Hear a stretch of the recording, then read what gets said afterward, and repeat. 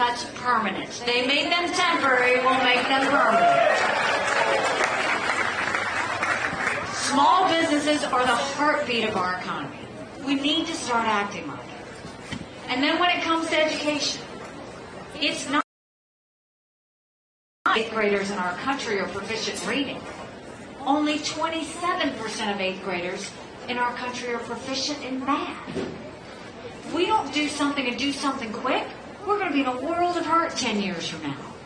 That's why we need to make sure that we go back and do what we did in South Carolina. We knew if a child couldn't read by 3rd grade, they were 4 times less likely to graduate high school.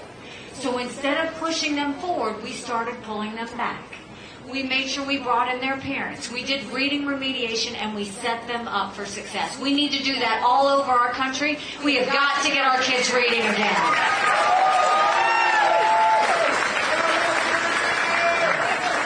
Should be complete transparency in the classroom. No parent should ever wonder what's being said or taught to their child in the classroom.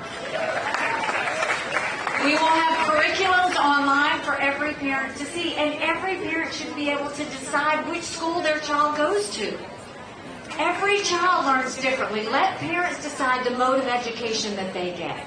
And let's start building things in America. Let's put vocational classes back in our high schools.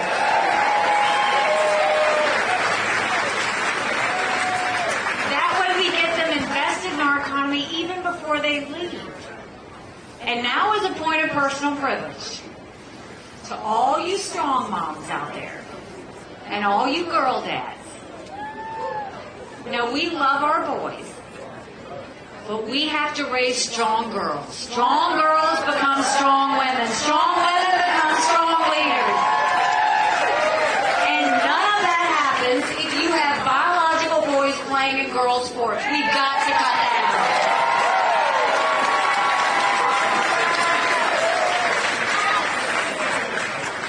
And then when you look at the border, I can't even believe that in the United States of America we would allow this to happen. 8.5 million illegal immigrants have come to the border. We've had enough fentanyl cross the border last year that would kill every single American.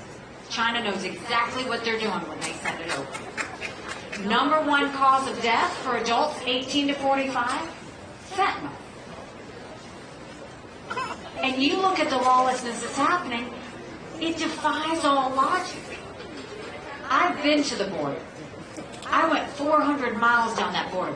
You're not ready for what I saw. If we're going to fix this, we need to do what we did in South Carolina and take it national. We need a national E-Verify program where businesses have to prove that the people they hire are in this country legally.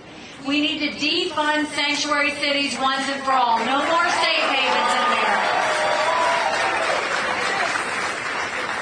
We need to put 25,000 Border Patrol and ICE agents on the ground and let them do their job. We need to go back to the Remain in Mexico policy so that no one even steps foot on U.S. soil. And instead of catch and release, we need to go to catch and deport. That's the only way we're going to stop what's happening on the border. And then I will tell you, my parents in Van Burke, South Carolina, always taught me, you take care of those who take care of you. I'm going to ask you if we're taking care of those who take care of us. Right now in America, over 35,000 of our veterans are homeless. 1 in 3 suffers from PTSD or thoughts of suicide. We lose 22 heroes a day to suicide. If a veteran needs a doctor's appointment, on average it takes 29 days. Why 29 days? Because on the 30th day they can go to the doctor or hospital of their choice. So midway through the 29 days, they get a call to reschedule, and the clock starts all over again. It's shameful how we treat our veterans. Now, I'm the proud wife of a combat veteran who served in Afghanistan.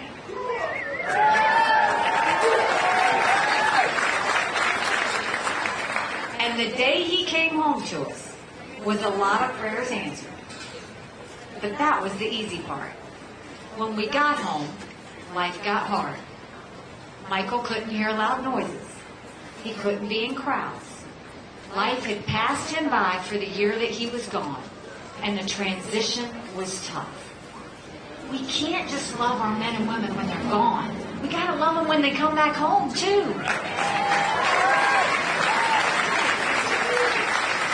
That's why we'll do more than just a 2-week transition and send them on their way. We'll take care of them for the long haul. Let's do telehealth and make sure that they get the mental health care they need right when they need it. Let them go to the doctor or hospital of their choice. They've earned that right.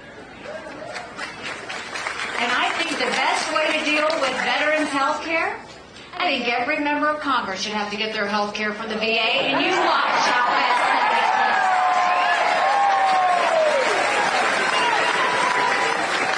gets. It'll be the best health care you've ever seen, guaranteed. And speaking of Congress, don't you think it's finally time we had term limits in Washington, D.C.? Don't you think we need to have mental competency tests for anyone over the age of 75? Now, let me say this. I'm not being disrespectful when I say that. We all know 75-year-olds that can run circles around us. And then we know Joe Biden. I don't care if you do them for 50 and up. But these are people making decisions on our national security. These are people making decisions on the future of our economy. We need to know they're at the top of their game. Right now, Congress has become the most privileged nursing home in the country.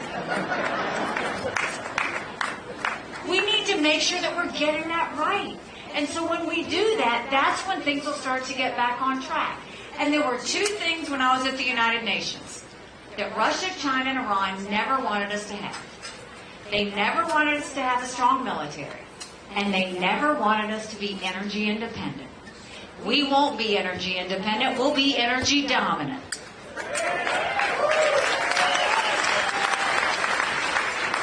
We'll get the EPA out of the way. Right now they care more about sagebrush lizards than they do about whether we can afford our utility bill. We'll speed up our permitting. We'll get our pipelines going, including the Keystone Pipeline. We'll export as much liquefied natural gas as we possibly can. We'll do nuclear power. We'll do all of the above. The whole goal is no more going hat in hand to Saudi Arabia. No more getting dirty oil from Iran or Venezuela. But let's not just do enough for America to survive. Let's turn our energy sector into an economic powerhouse that brings down inflation, that pays down debt, and that gets us to a much stronger situation, not to mention a stronger national security. And speaking of national security, the world is on fire, literally. We've got a war in Europe. We've got a war in the Middle East. We've got North Korea testing intercontinental ballistic missiles capable of hitting the U.S. We've got China on the march. And make no mistake, none of that would have happened had we not had that debacle in Afghanistan. The idea that my husband and his military brothers and sisters who served there had to leave Bagram Air Force Base in the middle of the night without telling our allies who stood shoulder to shoulder with us for decades because we asked them to be there. Think about what that told our friends. More importantly, think about what that said to our enemies. And now you see Russia's invaded Ukraine. Iran and Hamas have invaded Israel. You're seeing strikes happen over the Red Sea. All of that's happening because they smell weakness. And we can take it on, but you can't do it by putting your head in the sand. You have to do it by being smart. And being smart includes how you deal with your foreign enemies and friends. I'll be the first one to say, I don't think we should give money to any country, friend or enemy, because you can't follow it and you can't hold it accountable.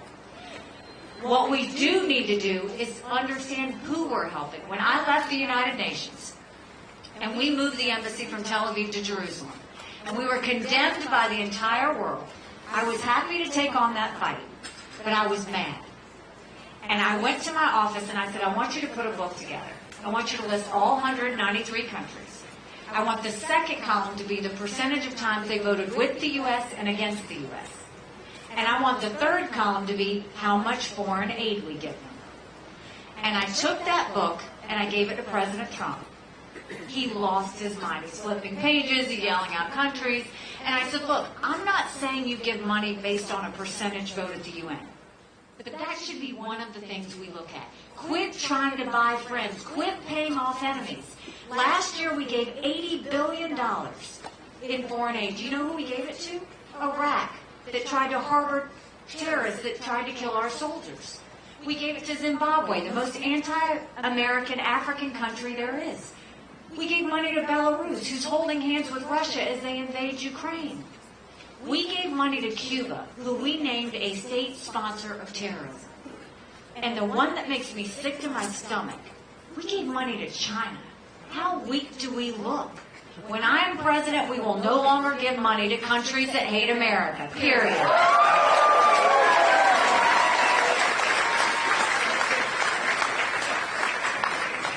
So we know what we need to do from a domestic standpoint and from a national security standpoint. But now is where we have to acknowledge some hard truths. Republicans have lost the last 7 out of 8 popular votes for president. That is nothing to be proud of. We should want to win the majority of Americans. But the only way we're going to win the majority of Americans is if we elect a new generational leader going forward. We have to leave the negativity and the baggage behind and start looking forward. Another hard truth. I voted for Donald Trump twice. I was proud to serve America in his administration. But chaos follows him. Y'all know him, right? Chaos follows him. And we can't be a country in disarray and a world on fire and go through 4 more years of chaos. We won't survive it.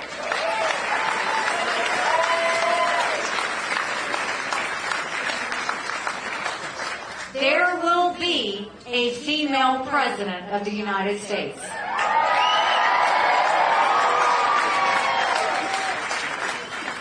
The hard truth is, it will either be me or Kamala Harris.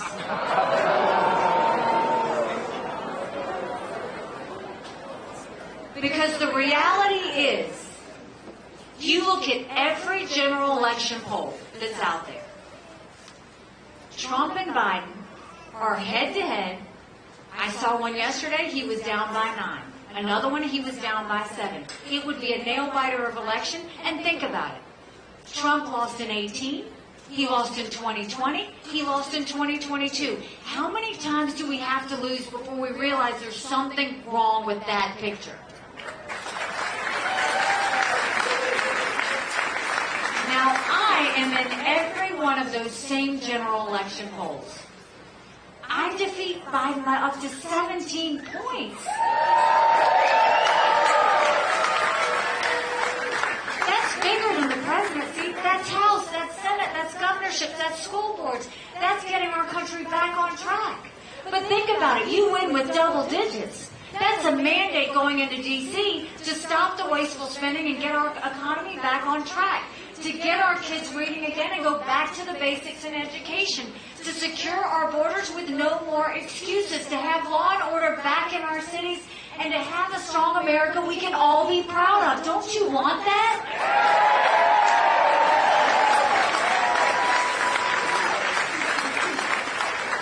Because we could have that.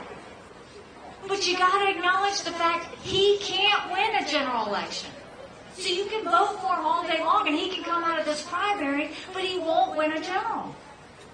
And so that means we've got to have a lot of courage. Courage from every one of the 1,200 people here tonight. Courage for me to run. And courage for every one of you to know, don't complain about what happens in a general election if you don't vote in this primary. It matters.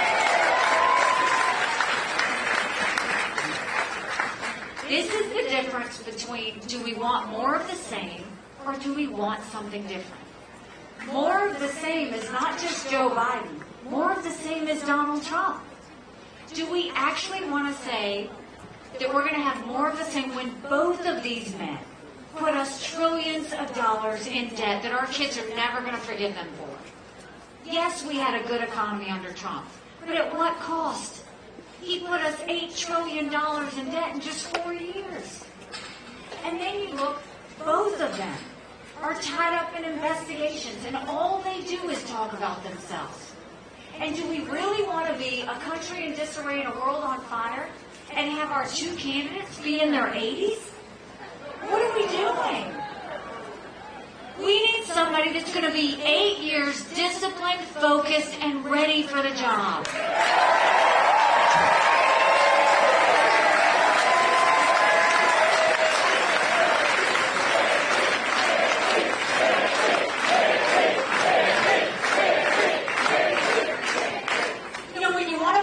Perspective of why this matters. 7 months ago, I dropped my husband Michael off at 4 a.m. for another year-long deployment. And I watched him and 230 soldiers pick up their 2 duffel bags of belongings to go to a country they've never been, all in the name of protecting America. They're willing to sacrifice their lives and their families because they still believe in this amazing experiment that is America. So if they're willing to sacrifice for us there, shouldn't we be willing to fight for America here? Because we have a country to save. But if we do this, it'll be like South Carolina all over again. It's going to be a tough 8 years. But we'll rally. And don't you want a country where we finally can talk to each other again? Aren't you tired? Don't you want a country where literally the hate goes away? Don't you want a country where we remember that it's neighbors taking care of neighbors? The honest truth in my running, I don't want my kids to live like this. I don't want your kids to live like this. You know, when I announced, they asked me why I was doing this, and I said, you know, my parents came here 50 years ago to an America that was strong and proud and full of opportunities. I want them to know that country again.